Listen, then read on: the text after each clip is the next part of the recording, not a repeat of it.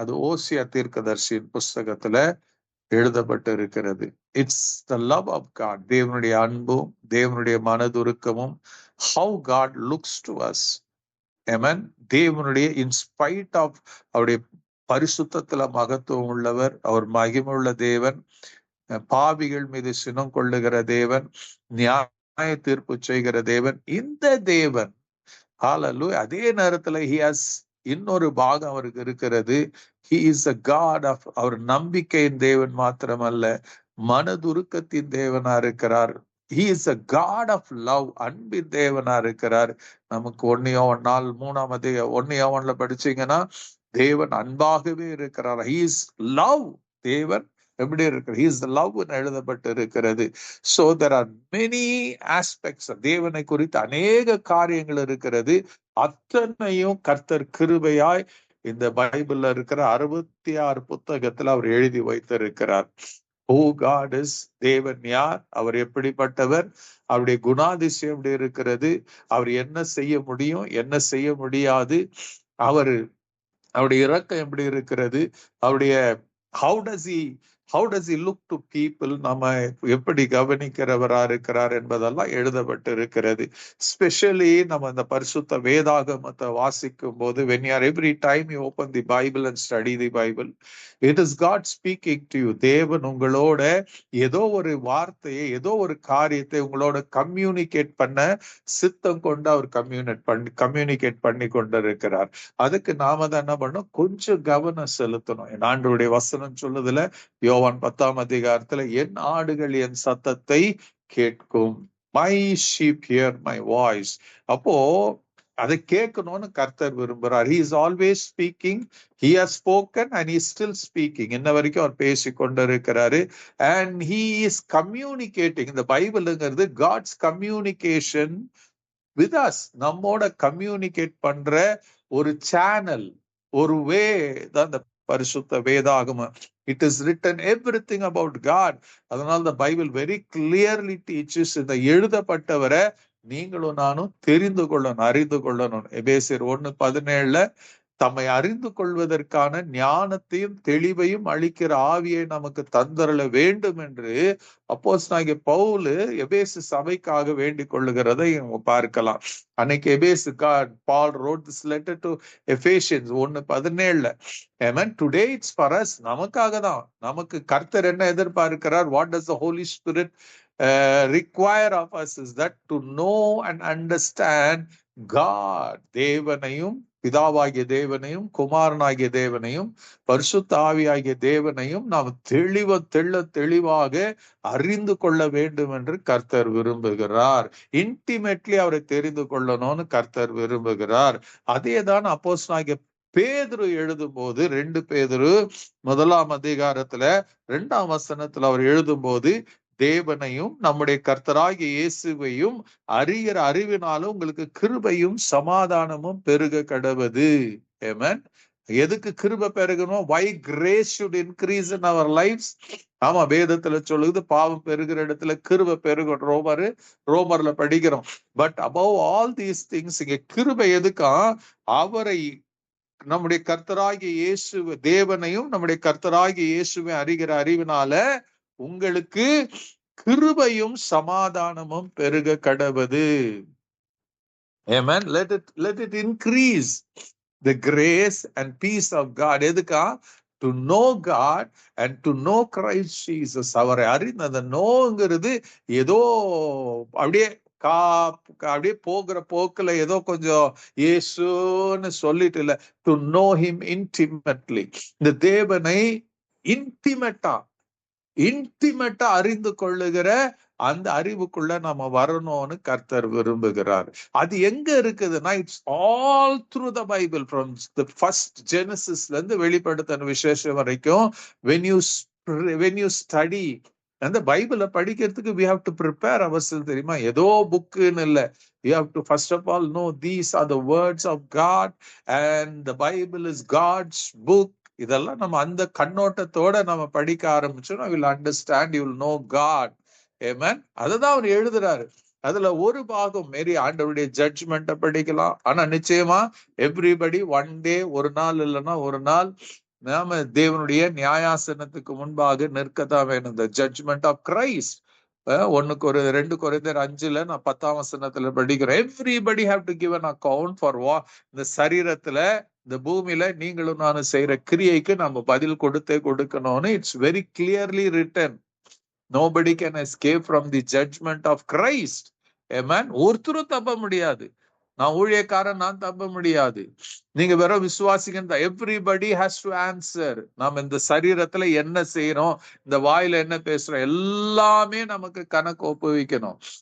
ஏன்னா மத்தேயு 12:38 சொல்லும், நம்முடைய வாயிலிருந்து புறப்படுகிற ஒவ்வொரு வார்த்தைக்கும் நாம தேவனுக்கு கணக்கு ஒப்புவிக்கணும்னு இட்ஸ் வெரி கிளியர்லி ரிட்டன். இந்த பைபிள் எழுதப்பட்டு இருக்கிறது. We have to give an account for every idle words that proceed out of our mouth. So by God's grace, God's mercy, நாம் என்னைக்கு அழிக்கப்படாம இருக்கிறோம். ஆமென். நமக்குள்ள அத்தனை காரியம் இருக்கிறது. இன்னைக்கு ரீசன் என்னன்னா, இங்க God very beautifully writes. ஓசியா 11ஆம் அதிகாரம் 8ஆம் வசனத்துல நீங்க படிச்சீங்கன்னா, it's the heart of God. தேவனுடைய இருதயத்தை நீங்க பார்க்க முடியும். இன் ஸ்பைட் ஆஃப் நம்முடைய வாழ்க்கையை கொஞ்சம் யோசித்து பாருங்க. ஹேவ் யூ உண்மையா இதுவரைக்கும் have you lived a pure life? ஆண்டவருக்கு விரோதமா பாவம் செய்யாத இருந்திருக்கிறீங்களா?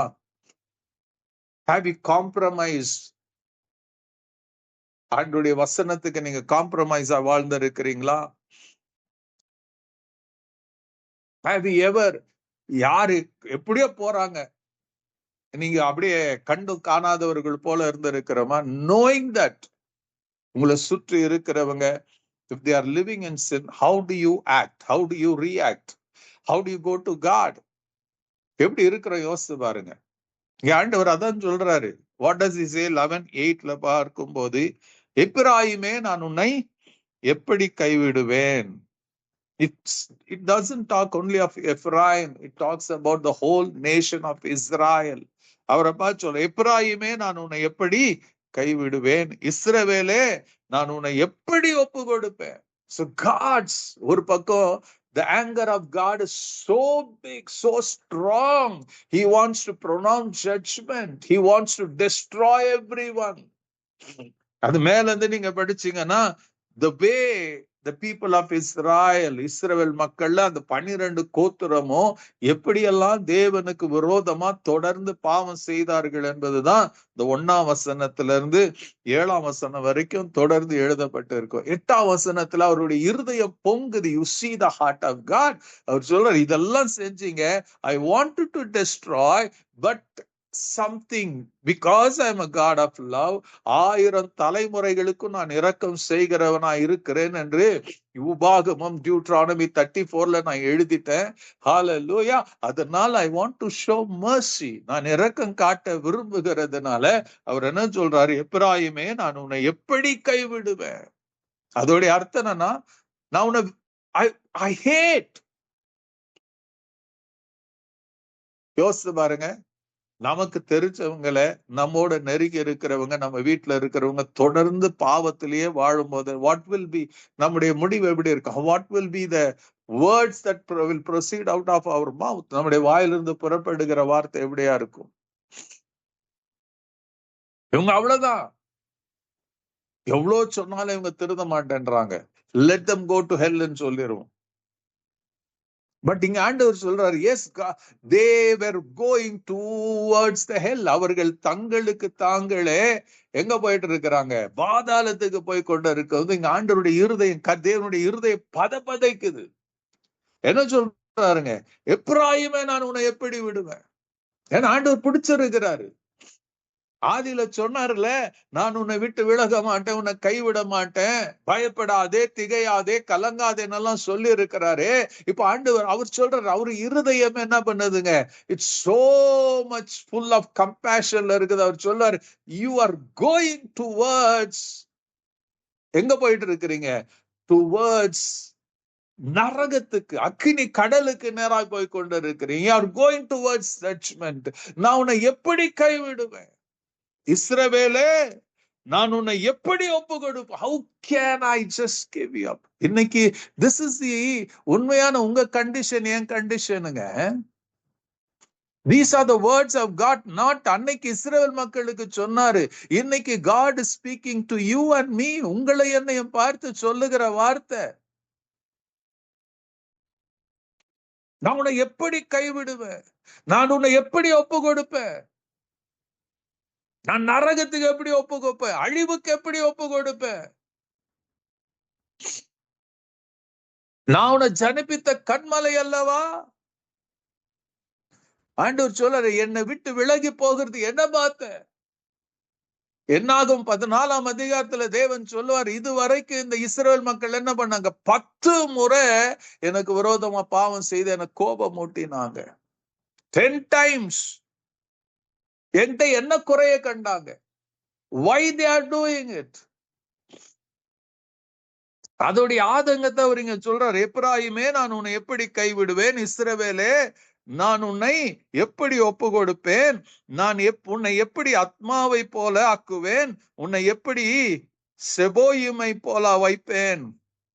ஹல்லேலூயா. இது எதுனா, 2 cities that were in Sodom and Gomorrah ஓட இருந்த 2 பட்டணங்கள். அது நீங்க அத ஜெனசிஸ் 14 படிச்சீங்கன்னா 2ஆம் வசனம் நினைக்கிறேன், அதுல எழுதப்பட்டு இருக்கும். தேவர் கிங்ஸ் சோதம் கொமாரா. அது இட் வாஸ் அந்த நாட்கள்ல இருந்த கிங்டம்ஸ். ஆண்டவர் சொல்றார், இந்த 2 கிங்டமும் சோதம் குமாரா அழிக்கும் போது தேவன் அழிச்சிட்டாராம்.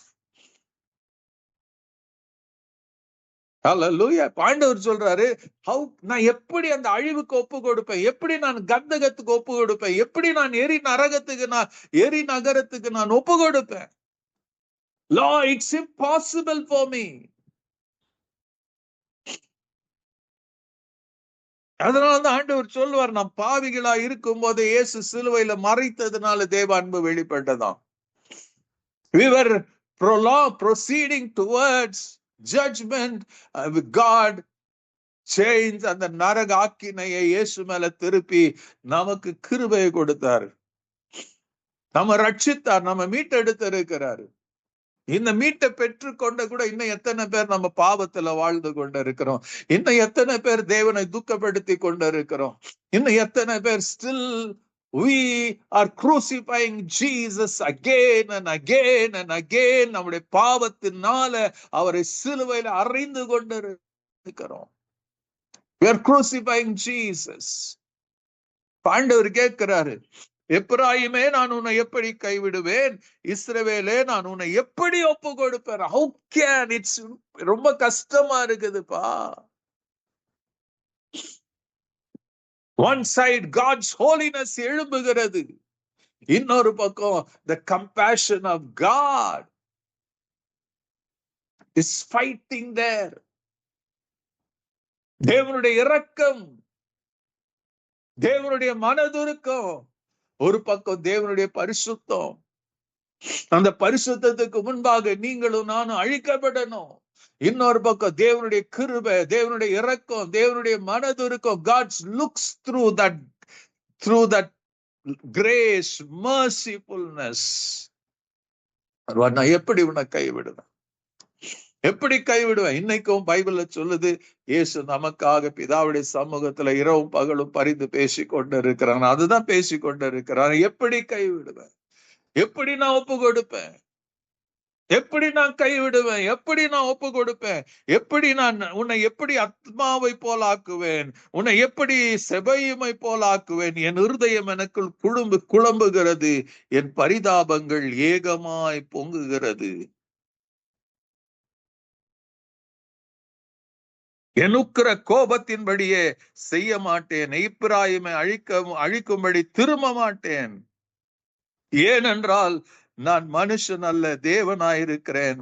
நான் உன் நடுவில் உள்ள பரிசுத்தர். ஆகையால் பட்டணத்துக்கு விரோதமாக வரேன். Oh my God, what an amazing God. What an amazing God. இந்த தேவனை தான் அறிந்து கொள்ளணும்னு கர்த்தர் விரும்புறார். மேலோட்டமா இல்ல, இன்டிமேட்டா. அவர் உண்மையா நீங்களும் நான் அறிந்து கொள்ள ஆரம்பிப்போனால் ஒண்ணு செய்வோம். ஏனோக்கை போல will be walking hand in hand with Jesus every day. Let these words, let the scriptures penetrate. உங்க இருதயத்தின் ஆழத்துல அது பெனட்ரேட் பண்ணி உங்களுக்குள்ள ஒரு மாற்றத்தை கொண்டு வரட்டும் என்று நான் ஜெபிக்கிறேன். May God bless you. God be with you.